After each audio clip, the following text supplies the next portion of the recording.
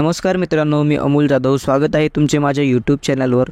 मित्रांनो, चॅनलवर पहिल्यांदा आला असाल तर चॅनलला सबस्क्राईब करून ठेवा. असेच नवनवीन व्हिडिओज आणि अपडेट तुम्हाला भेटत राहतील. मित्रांनो, ही बातमी RT संदर्भात आहे. न्यायालयाने सरकारच्या निर्णयाला स्थगिती दिल्याने आता खाजगी शाळांनाही या प्रवेश प्रक्रियेत सामावून घेणे अपेक्षित आहे. यंदा शिक्षण विभागाने या शाळांची नोंदणी करून घेतलेली नाही.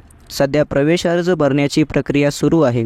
नव्या शाळा समाविष्ट झाल्यास आता अर्ज भरलेल्या पालकांनाही नव्याने अर्ज दाखल करण्याचा पर्याय उपलब्ध करून द्यावा लागणार आहे. सध्या 10 मेपर्यंत अर्ज भरण्याची मुदत देण्यात आलेली आहे. त्यामुळे आता सुरू असलेली प्रक्रिया थांबवून ती नव्याने राबविण्याची वेळ शिक्षण विभागावर येणार आहे. उच्च न्यायालयाने शासनाला प्रतिज्ञापत्र सादर करण्यास सांगितले आहे. सध्या ते दाखल करण्यात येईल. त्यानंतर न्यायालयाच्या निर्णयाच्या अधीन राहून प्रवेश प्रक्रिया करण्यात येईल, असे शिक्षण विभागातील अधिकाऱ्यांनी सांगितले आहे.